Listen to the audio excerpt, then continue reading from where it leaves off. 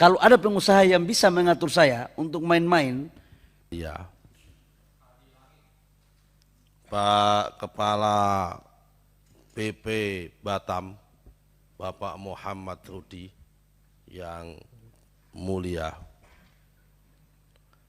Pertama-tama saya mau izin agak panjang dan mungkin nanti ada beberapa interaktifnya. Mohon diizinkan kali ini karena memang ini masalah politik yang memang dialognya harus didialogkan secara politik supaya publik tahu tentang apa yang dilakukan oleh anggota DPR dan juga apa yang dilakukan oleh pemerintah, dalam hal ini Menteri BKPM dan juga Kepala BP Batam. Nyambung apa yang disampaikan oleh Pak Rudi Bangun, bahwa Komisi 6 sebagai partnernya Menteri BKPM tidak mungkin tidak mendukung investasi.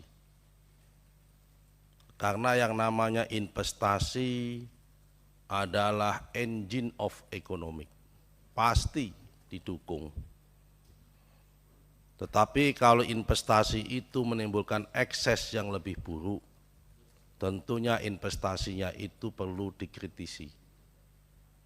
Karena watak dan sikapnya Pak Jokowi itu sejak menjadi wali kota di Solo, sebagaimana tadi disampaikan oleh Pak Deddy Sitorus, yang mendukung Pak Jokowi dari tahun 2014, bahkan dari tahun 2012 menjadi Gubernur DKI Jakarta. Sama kayak saya, berbeda dengan Pak Bahlil yang menjadi pendukung Pak Jokowi baru pada tahun 2019, lebih paham bahwa investasi di Solo itu tidak boleh mencederai yang disebut dengan nilai-nilai kemanusiaan. Bukan begitu Pak Deddy Sitorus? Sampai bahkan menataan PKL saja itu melakukan dialog berkepanjangan sampai tengah malam dilakukan. Dan rupa-rupanya langkah itu sudah mulai dilakukan oleh Menteri Bahlil. Meskipun baru sekali, tapi sosmednya diputar berkali-kali.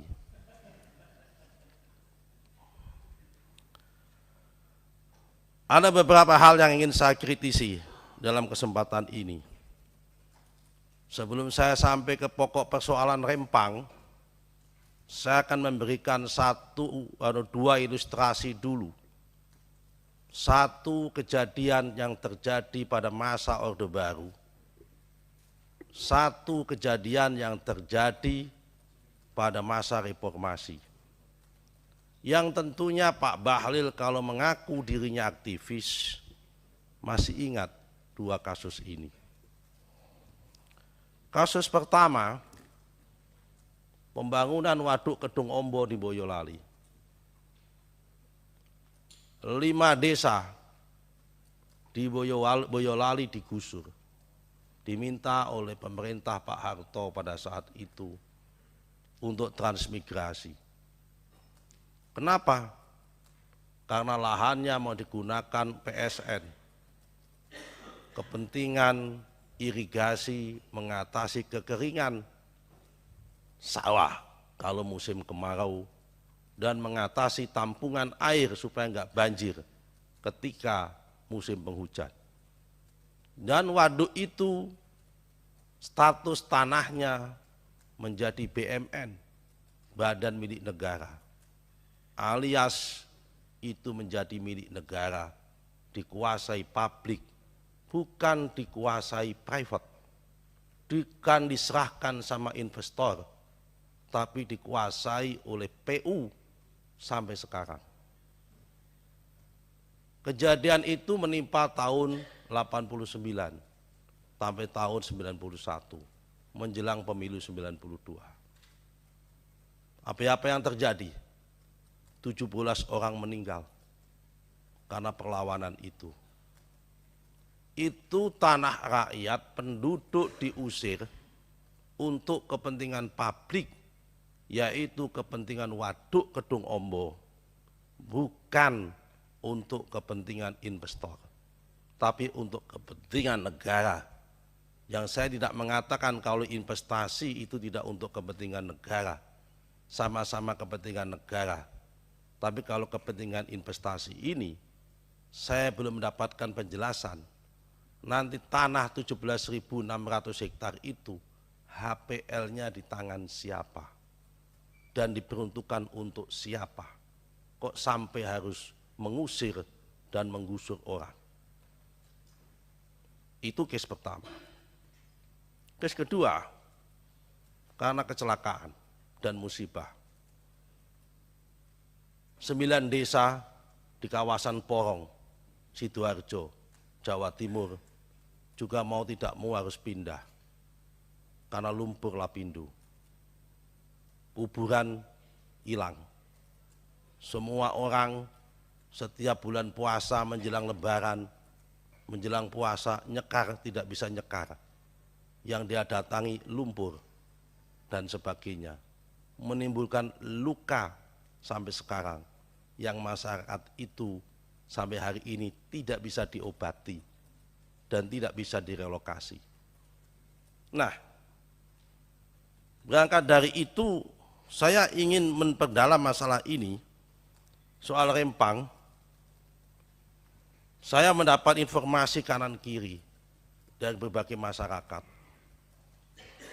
Satu hari sebelum Pak Bahlil ke sana, saya pun berkunjung ke sana. Saya diam-diam saya berdialog dengan masyarakat di sana.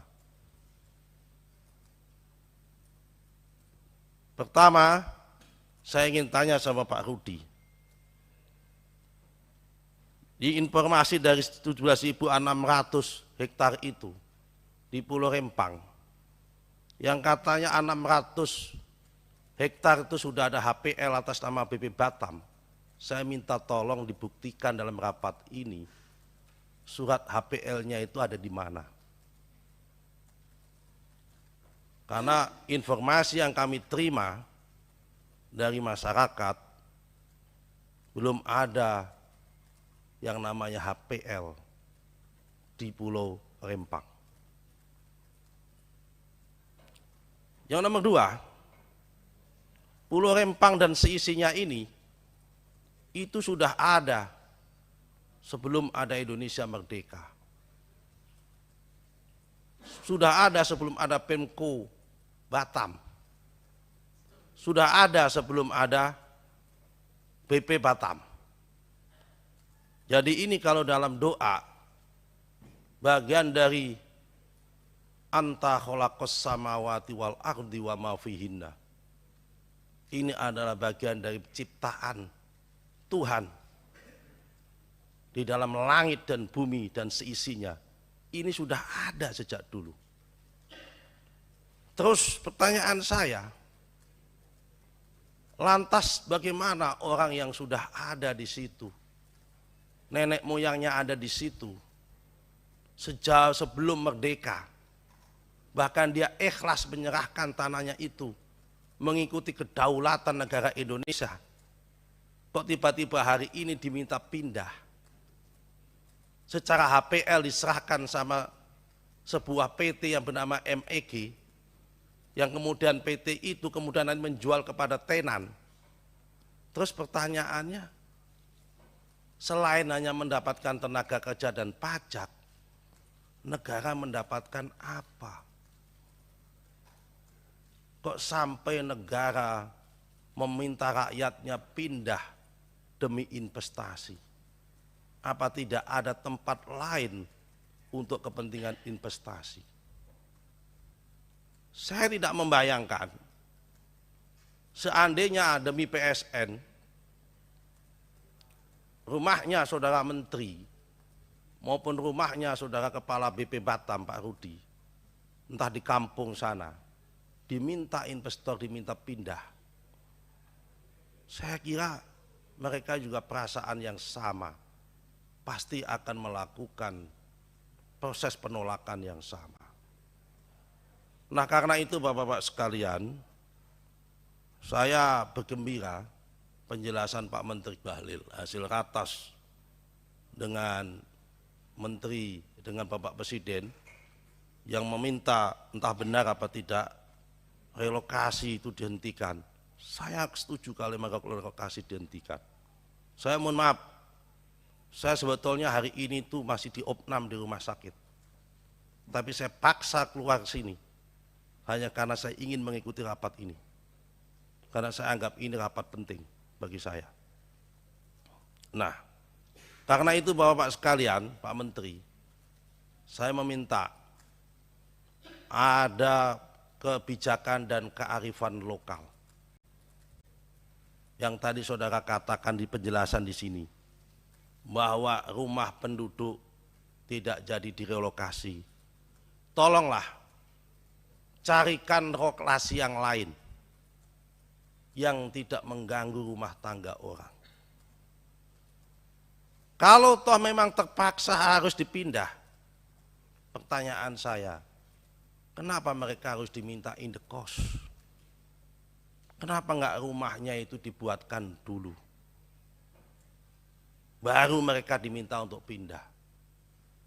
Kalau toh kepaksa itu pun.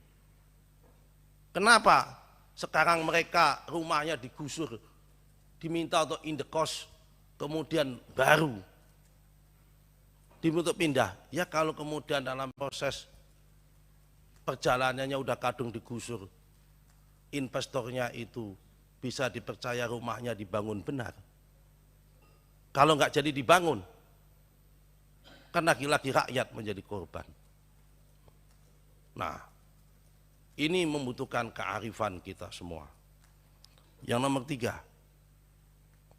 Pak Rudi, saya mendapatkan informasi juga ada perlakuan terhadap investor yang berbeda. Tidak equal treatment antara perlakuan satu investor dengan investor lain yang masuk di BP Batam. Ada investasi yang sudah masuk, bahkan sudah bayar di tempat Bapak, tapi justru diperkarakan dengan alasan dipetunkan oleh perusahaan yang lama, pada yang pemegang yang lama itu tidak perform dan sudah dicabut izinnya. Dan ketika dia dicabut, dipetunkan, kemudian BP Batam kemudian tidak berjuang, bahkan membiarkan itu. Padahal yang bersangkutan sudah bayar resmi kepada BP Batam sesuai dengan aturan yang ditentukan. Sehingga kebetulan saja, kebetulan ini saya dapat informasi lagi, para tenan-tenannya itu adalah beberapa perusahaan yang datang dari Jepang, dari Taiwan, dan dari Amerika.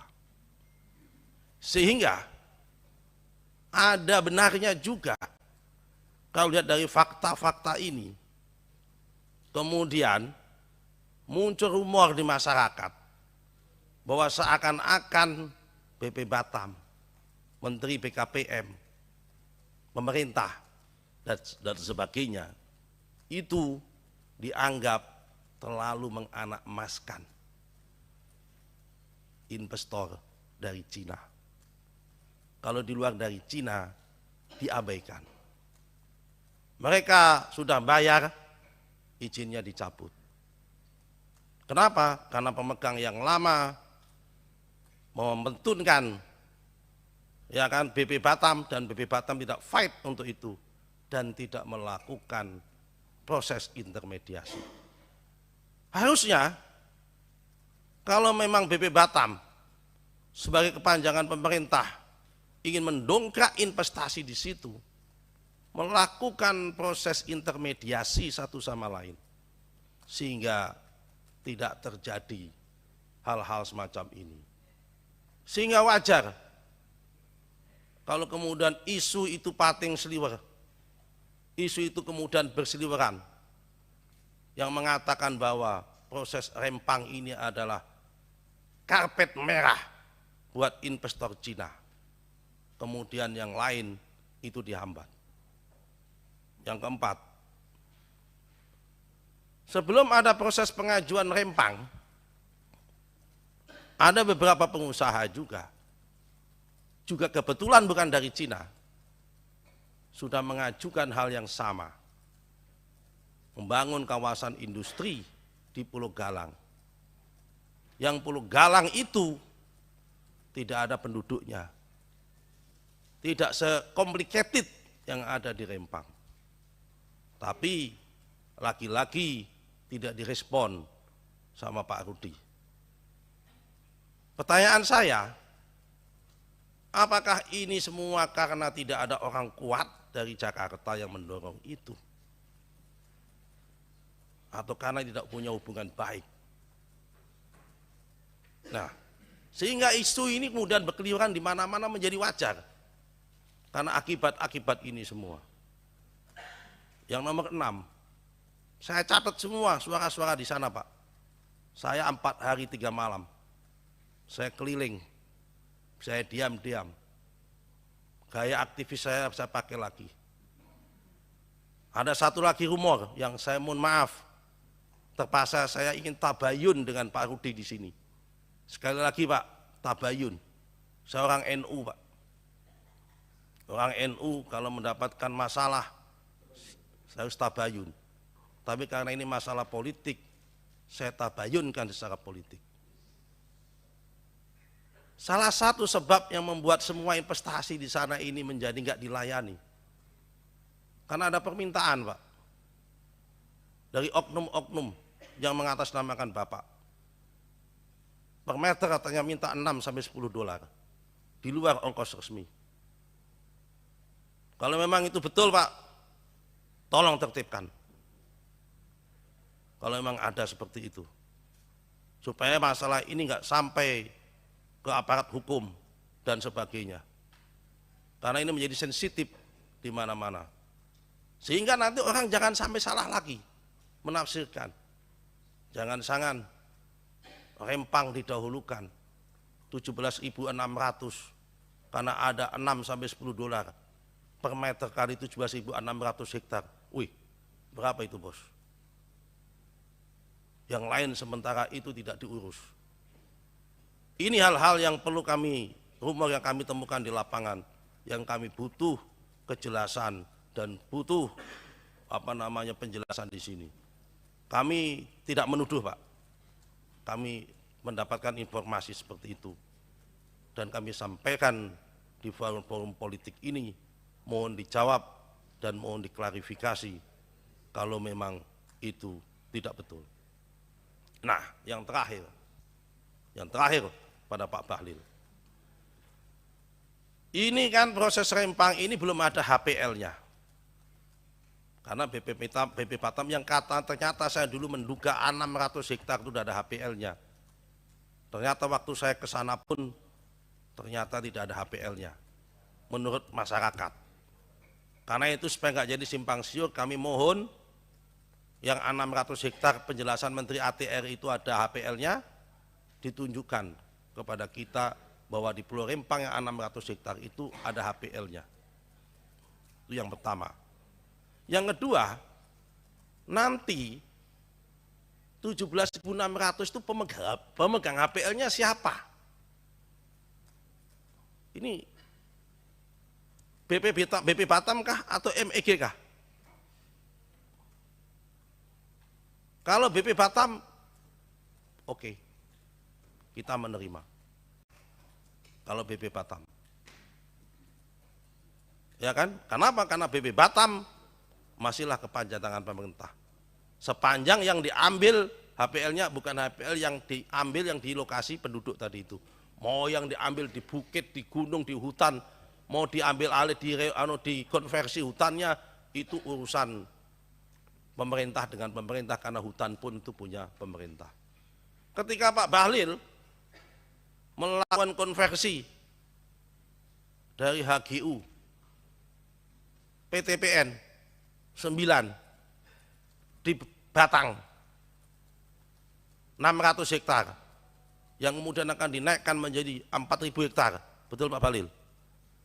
Itu dulunya HGU hanya 80 tahun, kemudian dialihkan menjadi HPL kepada PTPN yang diinbrengkan menjadi saham PT Kawasan KITB, PT Kawasan Industri Terpadu Bahlil, ya kan, bukan Batang tapi Bahlil itu kan.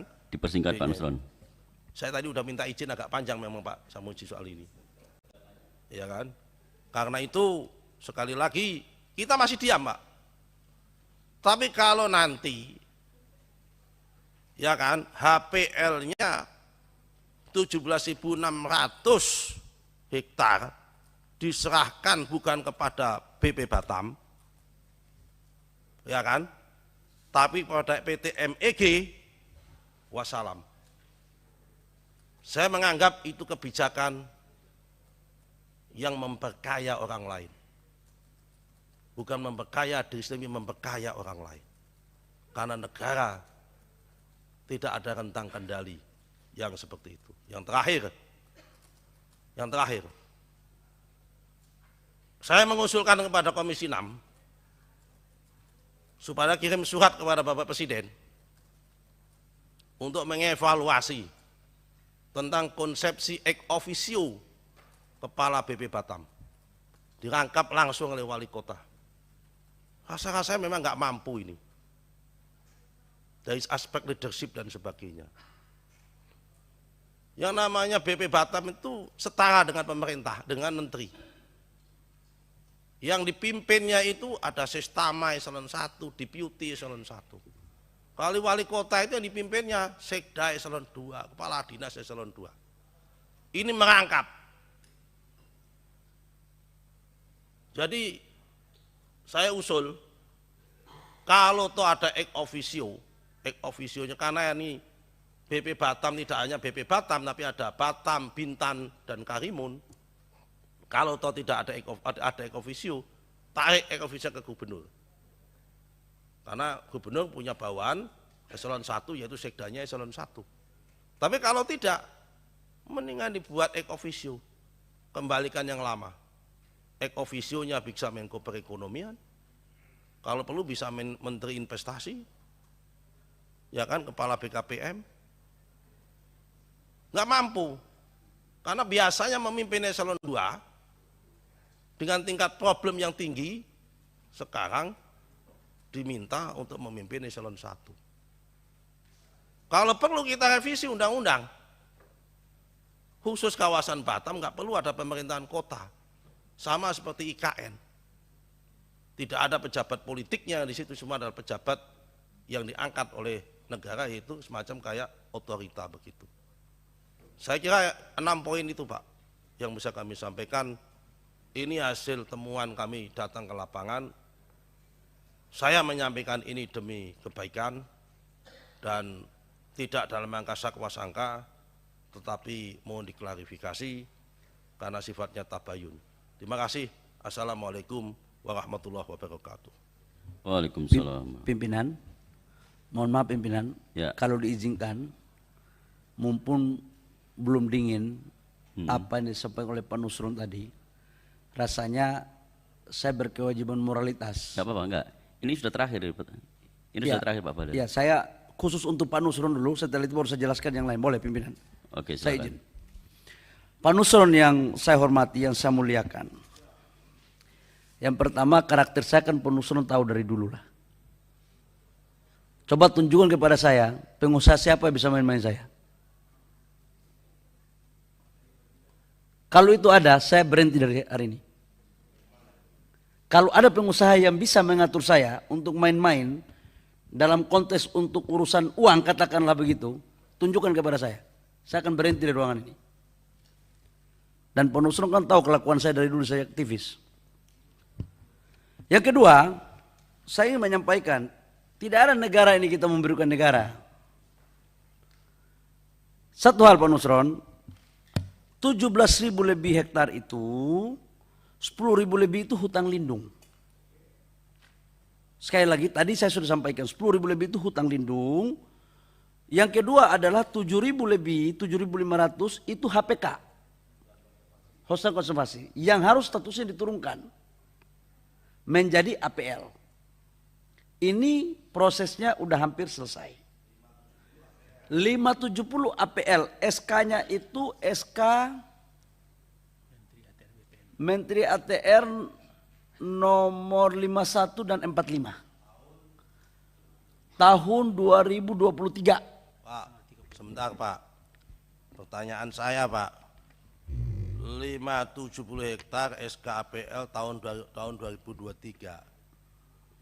Sebelum tahun 2023 sudah ada manusia tinggal di sini Pak dalam APL. Nanti kita Kenapa bicara negara kok bisa menyerahkan itu APL di tanah orang yang di tanah yang diduduki orang? Ini kan persoalan Pak. Ya. Tanpa sepengetahuan mereka. pimpinan Padahal itu boleh, tanahnya tanah nenek moyang mereka Pak. pimpinan boleh saya lanjutkan dulu. Silakan. Habis ini baru kita masuk ke detailnya. Saya setuju itu Pak Nusron. Enggak ada yang enggak setuju. Aku setuju. Yang kedua, menyangkut dengan, ini menyangkut status dulu ya Pak Nusron ya. Bahwa ada plus minusnya kita atur. Yang kedua, saya pikir apa yang disampaikan oleh Pak Nusron tadi itu menjadi introspeksi untuk kita semua. Sangat bagus sekali, tapi ada beberapa catatan Pak Nusron. Yang pertama, kalau urusan BP Batam tentang apa yang di narasi terakhir nanti Pak BP Batam, karena saya sama sekali tidak ikut. Tetapi jangan sampai ada persepsi bahwa seolah-olah untuk investasi Rempang ini perlakuannya khusus dengan yang lain. Dari Kementerian Investasi enggak seperti itu. Kenapa? Karena tim saya, perwakilan saya di China itu sudah melakukan pertemuan ini berbulan-bulan, berkali-kali, dan tim saya memberikan rekomendasi untuk mengecek ini perusahaannya, maka kemudian saya datang ke China. Ini sebenarnya adalah Pak Nusron, mohon maaf, ini adalah sebenarnya hilirisasi tahap kedua setelah nikel untuk pasir kuarsa dan pasir silika. Ini yang kita bangun di sana. Nah, setelah saya ke sana, ketemulah sama investor. Dan saya ketemu langsung perusahaannya dan saya datang ke pabriknya. Dan saya yang meminta mereka untuk datang.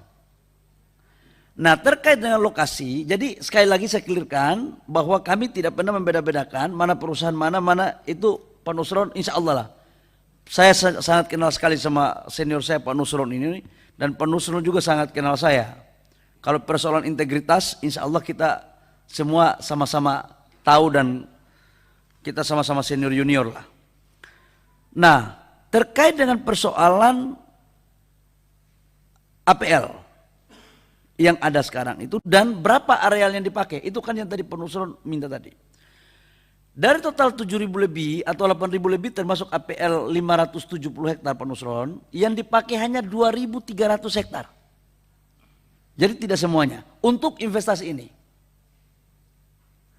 Namun proses untuk MEG dengan BP Batam, APL-nya bukan APL milik MEG Pak Nusron. Batam. MEG sebagai orang yang bekerja sama dengan BP Batam dalam pengelolaan lahannya.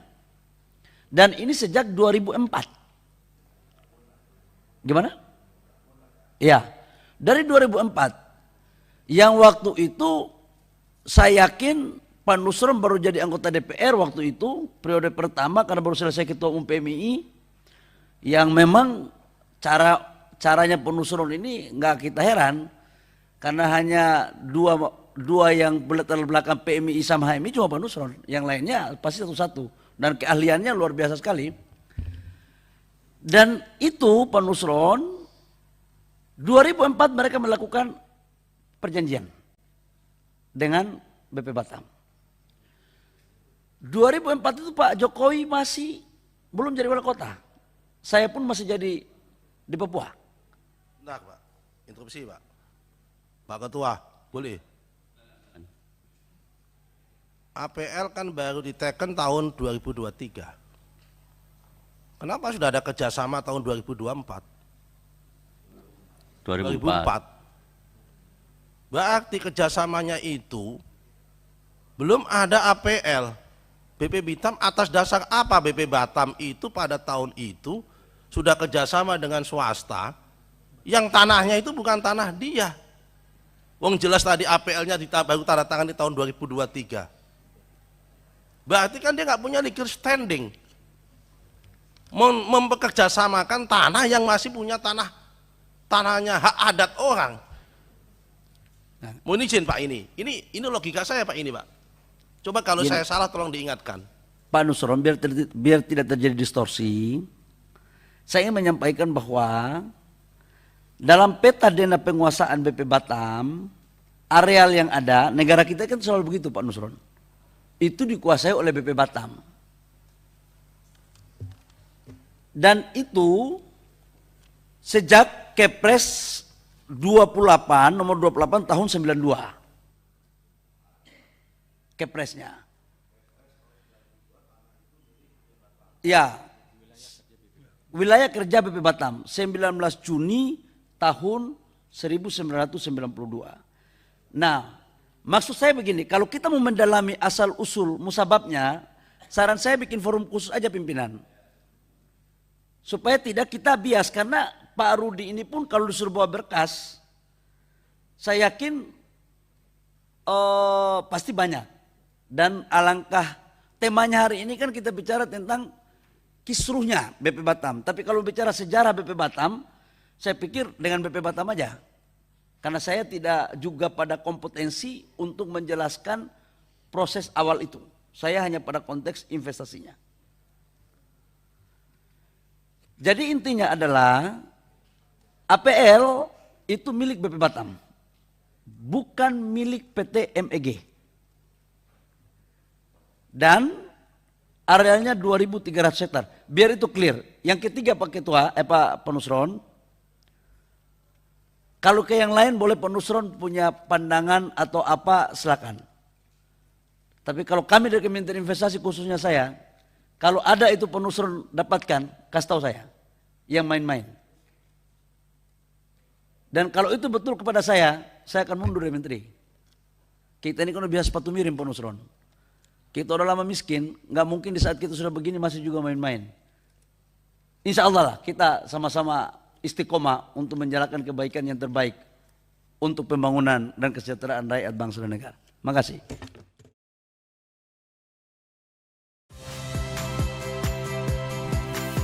Saya Radi Saputro. Saksikan program-program Kompas TV melalui siaran digital, pay TV dan media streaming lainnya. Kompas TV, independen, terpercaya.